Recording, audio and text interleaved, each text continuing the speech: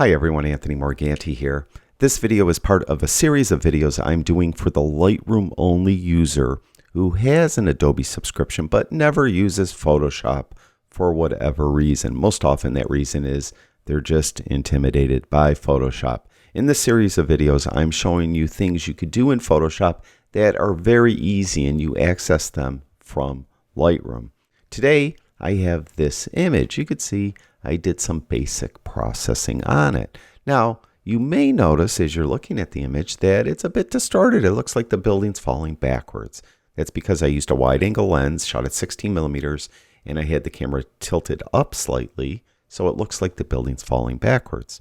Well, that's really easy to fix in Lightroom. All you need to do is go to the transform tool, go to the vertical slider, and move it to left. And as I move it to left, you can see it's straightening out the building quite nicely. Unfortunately, when I did that, it introduced these blank pixels down here at the bottom. Well, that's easy to fix in Lightroom as well. Just go back to that transform tool and click this checkbox, constrain crop. When I do that, you can see it gets rid of the blank pixels, but unfortunately, as far as I'm concerned, it cropped in too tightly. It's starting to crop out too much of the building. So I'd rather have it not do that, but I want the building upright. So what I'm going to do is I'm going to go to the history and I'm going to go back to the step right before I constrain the crop. So I have those blank pixels back. So I have a pretty upright building, but I want to replace those blank pixels with real pixels, and that's where Photoshop comes in. To get this image into Photoshop, just right-click right on it, and then go down to Edit In and over to Edit in Adobe Photoshop. Now, there's actually two different ways we could replace the pixels, and I'm going to show you both ways. The easiest way I'm going to show you first, and I think actually that's probably the way that most of us would find works best. Now, first, what we need to do, let's zoom in just a little bit. We need to get a selection of these blank pixels, and to do that, we're going to get the Magic Wand tool. The keyboard shortcut for the Magic Wand tool is the W key, but you'll notice that W key is shared by three different tools: Object Selection, Quick Selection, and Magic Wand. So you can hit the W key, just make sure it's showing you the Magic Wand tool over here. If it isn't, left press, long press with the mouse button, left mouse button, and make sure you're using that Magic Wand tool. Now, as far as the tool properties, make sure you're in add mode, which is right here. By default, it should be. You're using a point sample. Again, by default, you should. Tolerance is 32. That's by default. Anti-alias is checked, and contiguous, you could keep that checked. Because we're in add mode, wherever the blank pixels are, we could just keep clicking, and it will keep adding to the selection. Now, in this case, all the blank pixels are contiguous. So I really just need to click once, and you'll see I have a selection of all the blank pixels. You can see those marching ants. Now, if I just replace these blank pixels with real pixels right now, what we'll have is a thin but noticeable line right at the edge. So what we need to do to avoid that is we need to bite into the image a little bit. So I need to expand the selection.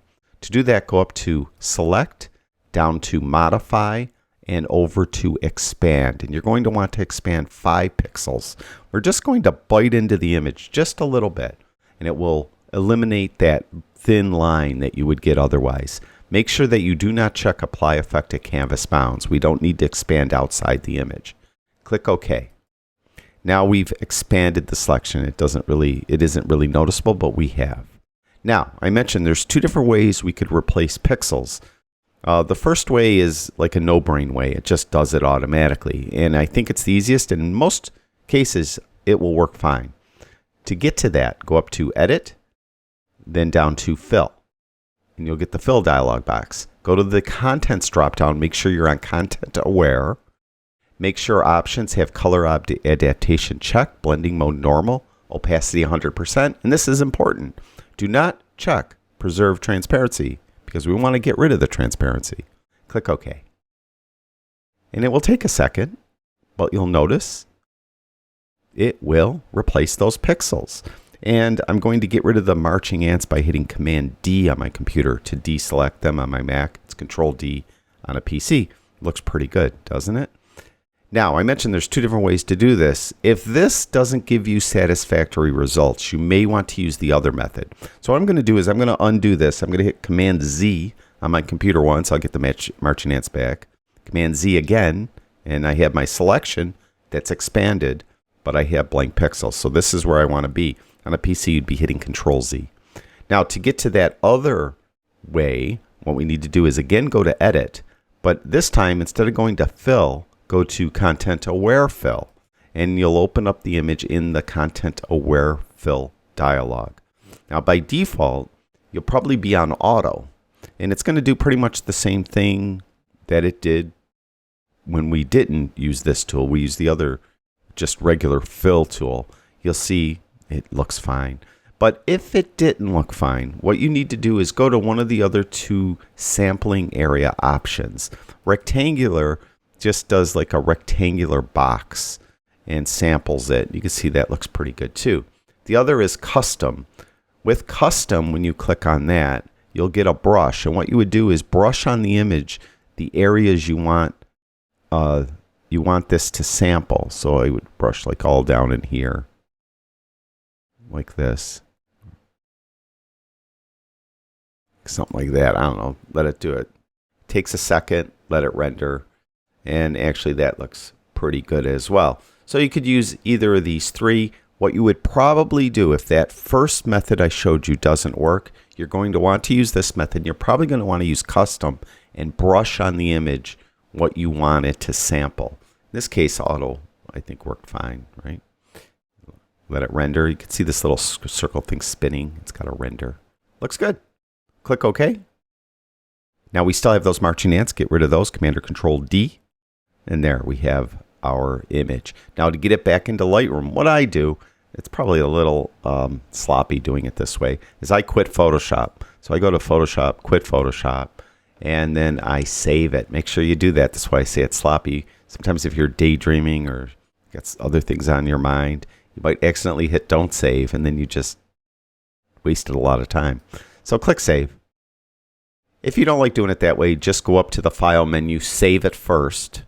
Go File, Save at the File menu, and then when you're done, quit Photoshop, and you should be good. And then once we're back in Lightroom, we have two images now in the film strip. We have the original image with the blank pixels, and we have this image where we filled in the blank pixels. So I think you'll agree that's really very easy to do in Photoshop. And if you do a lot of cityscape photography, architectural photography, maybe even you're a real estate photographer who doesn't like to use Photoshop, this technique will, I think, help you a great deal. Thank you, everyone who watches my videos. I really do appreciate it. Talk to you guys soon.